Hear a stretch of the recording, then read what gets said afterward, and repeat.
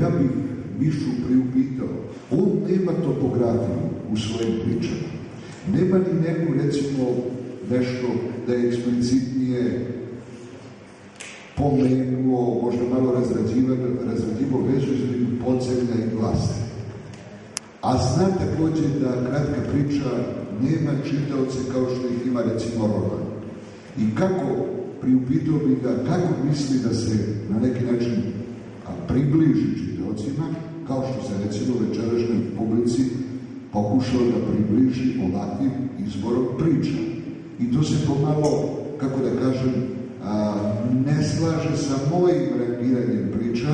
Ja bih vam preporučio da obratite pažnju na ove magične pečatke na samom početku knjige i na treću priču po redu Loša navika, Dobar dan. Dakle, može se i drugačije pristupiti. Mislim da je ovo čitanje koje je bilo izvanredno, Miloševo i Adrijanino, ali sam izbor mislim da je autorov i da ga je on pomalo ovako podesio prema svojoj generaciji. Kako dakle nadalje sa čitavcima? Ovako, odgovorit ću na posljednje pitanje što se tiče izbora priča.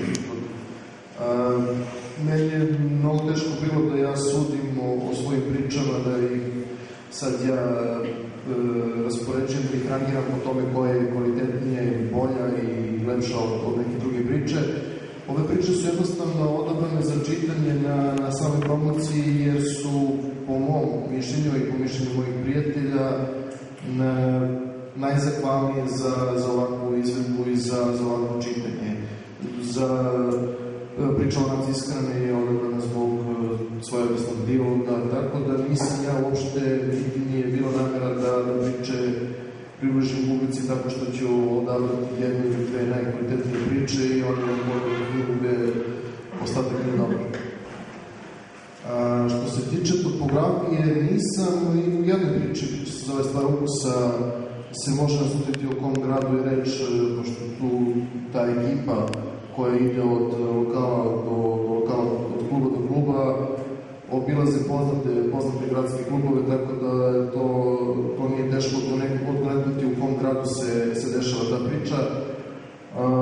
Nisam želeo da se vezujem za topografiju, ne zbog nekog neiskustva, što ste rekli, nepoznavanja sprege između kriminala i politike. To nije potrebno poznati, to je jasna stvar. Jednostavno nisam želeo da vežem svoje junake za jedan određeni grad, jer sam mišljenja da je u bilo kojoj urbanoj sredini priča u najmanju ruku slična, ako ne ista, što se tiče života mladih ljudi.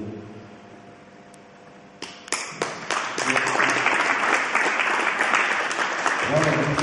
Izvolite sa vašim pitanjima, jer za autora je uvijek najinteresantnije ono što dolazi iz publike. Uvijek se misli da je nešto možda kao kada su u pitanju oni koji učestvuju, da je tu kao pomalo nešto dogovoreno, pa u stvari nikakvog dogovora nije bilo, a vaša pitanja su zaista prava. Izvolite.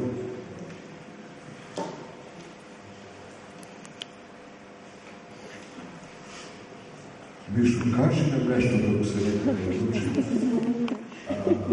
Kaži nam nešto o tvoje lektire. Znači, koje pisce ti voliš? Ali da bude što je god moguće istiniti odgovor. Koje pisce, koje naslove?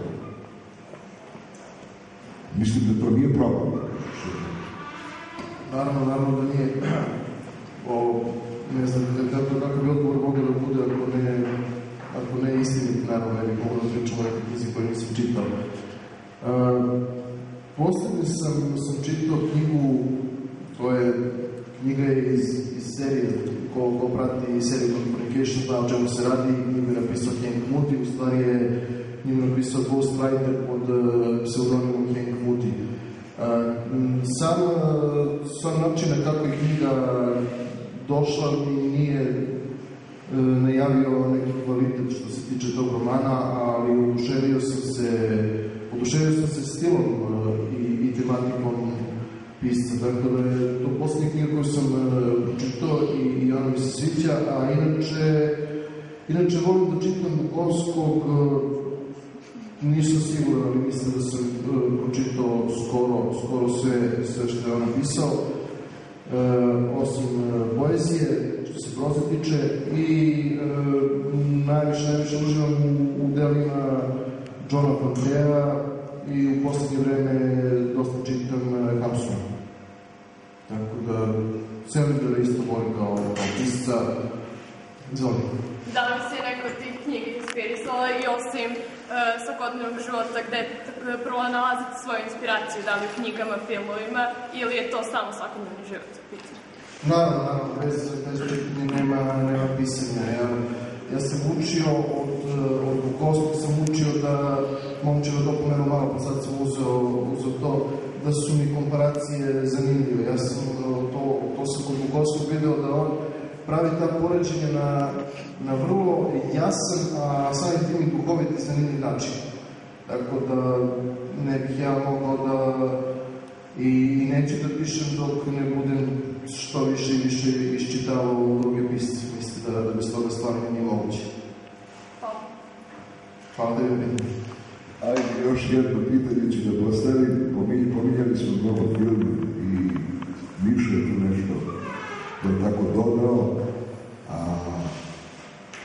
Gde li razmišljaš malo o tome? Nije tek tako kada se piše u novinama loši, dobri momci, tako da imaš, dakle, likove koji su iz suprotstavljenih tabora, znači. Ja znam da može Duča da bude vrlo interesantna i kada se ortaci razračunavaju, to isto kao što se žestoko razračunavaju, recimo, pripadnici jedne iste stranke, nekim, recimo, opštinskim odborima, ili čak tome beogradskim, ili tako, centralama.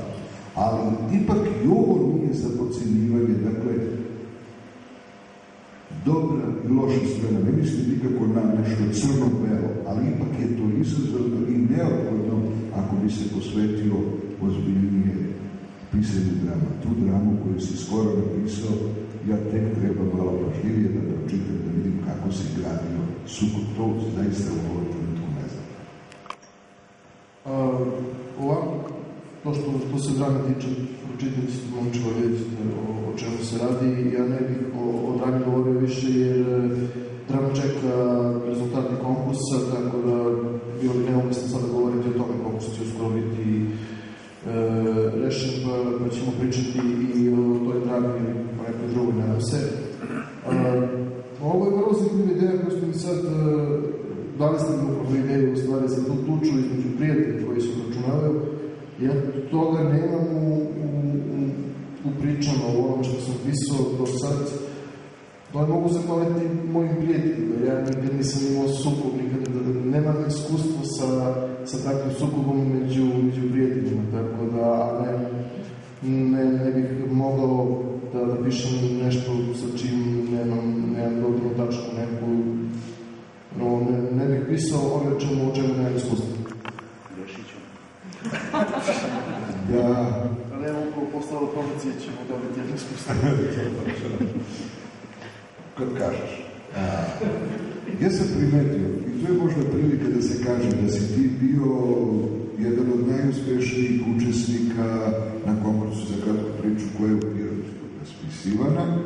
I ono što hoću da kažem je da ponekad je, kad prilikom saopštavanja ko je nagrađen, čitane su i šifre.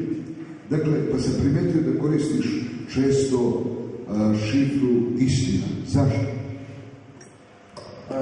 Tu šifru je, kad je konkurs bio aktualan, da smo slavili kratku priču, tu šifru je snistala moja devojka, pa sam... Naredni put sam ispod nje. Mikrofon je pokret. Zabranjuješ? Pa nema, reći, istina je skraća što je on jedan jako iskren čovjek i sve što radi iskreno. I tako mu je knjiga, takav je on, tako da mi je to neko bilo prva asocijacija na njega i srećem dobiti tu nagradu, nezavisno šifra. Da izađemo iz začaranog kruga, da li se slažete? Znači, uveli su nas i uveli su vas, neka bude tako začarani krug, i evo i vas izvode, Adrijana Lukić, Miloš Cvetković, autor, tako, Miša Žonović i ja, Momčilo.